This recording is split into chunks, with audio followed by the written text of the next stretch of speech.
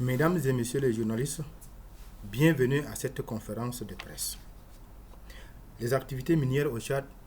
sont régies par l'ordonnance numéro 004/PR/2018 portant code minier et ses textes d'application.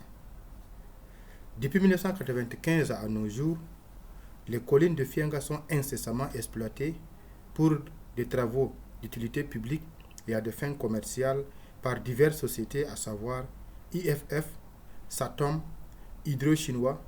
Arab Contractor, Razel Chad et Segeco Group. Nous tenons à souligner que ces exploitations de carrières dans le département, depuis 27 ans, se font sans respect des textes en vigueur et ne profitent guère à la population locale en termes de retombées réelles. Et pourtant,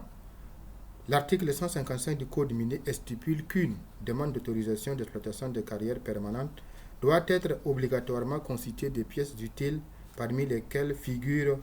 une étude d'impact environnemental et social, un plan de réinstallation des populations affectées par le projet et les mesures d'atténuation des impacts négatifs et d'optimisation des impacts positifs, un plan de consultation et de communication publique, un plan de réhabilitation, de restauration et de remise en l'état du site exploité et un plan de développement communautaire qui couvre entre autres les infrastructures médicales, sociales, scolaires, routières, la fourniture d'eau et d'électricité. Les dispositions du Code minier sont complétées par la loi numéro 04/PR/1998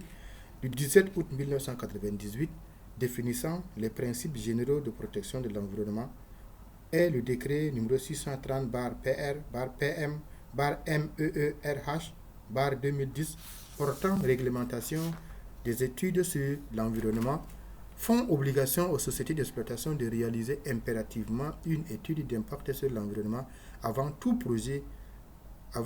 démarrage de travaux de catégorie A. Cependant, pour le cas précis de Fianga,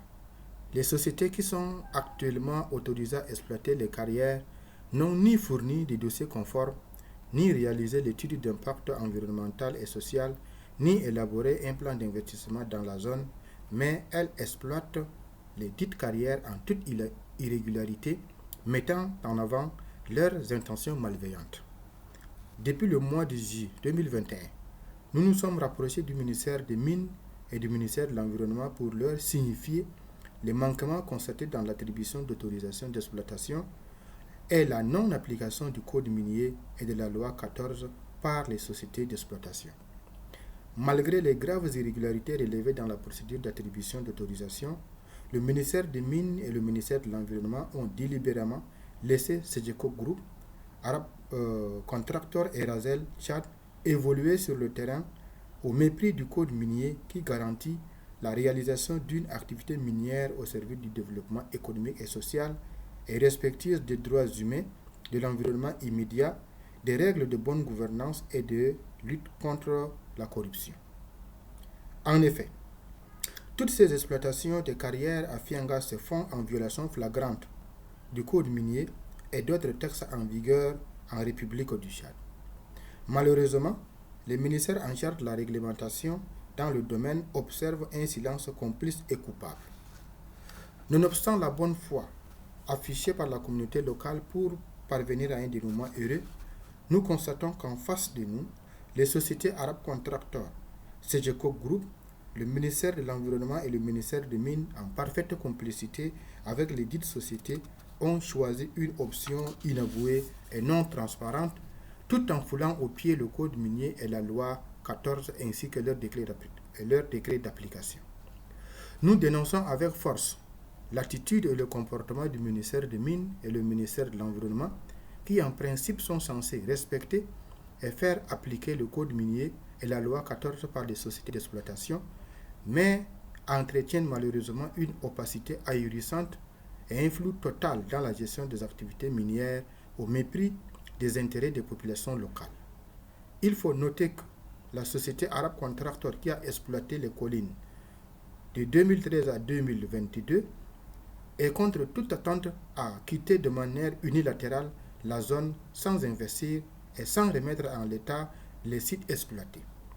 Tout cela se fait en parfaite complicité avec le ministère des Mines et le ministère de l'Environnement, et ceci se passe sous leurs yeux dédaigneux pour la population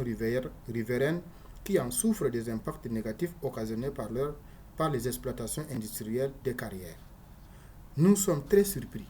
et abasourdis de constater que le ministère des Mines, qui a œuvré à l'élaboration du présent code minier en vigueur au Tchad, foule sans scrupule au pied le dit code minier qui garantit une exploitation au service du développement socio-économique et une meilleure redistribution des revenus provenant des zones d'exploitation minière et carrière. Face à tout ce que nous pouvons qualifier de provocation gratuite et irresponsable, nous exigeons du ministère des Mines et du ministère de l'Environnement ce qui suit: de verser les 5% des revenus destinés à la zone d'exploitation, de convaincre Segeco Group et Arab Contractor à réparer tous les dommages causés tant au niveau humain qu'environnemental, de suspendre le chantier de Segeco Group pour permettre une négociation avec la communauté locale conformément aux dispositions du Code minier et de la loi 14, de mettre à notre disposition tous les dossiers d'autorisation d'exploitation des carrières permanentes et les dossiers d'autorisation d'exploitation artisanale traditionnelle de l'or dans le département du Mont-Ili, d'œuvrer à la compensation des populations affectées par les exploitations des carrières. Exigeons des sociétés Arab Contractor et Segeco Group de dédommager la communauté locale victime des dégâts et préjudices causés par leurs travaux et de compenser les victimes d'expropriation abandonnées à elles-mêmes. Pour nous, communauté locale, les vrais coupables de cette situation dramatique que traverse la population du Mont-Ili sont le ministère des Mines et le ministère de l'Environnement qui sabotent et violent constamment les dispositions du Code minier et les textes en vigueur. S'agissant de l'axe Hamfienga,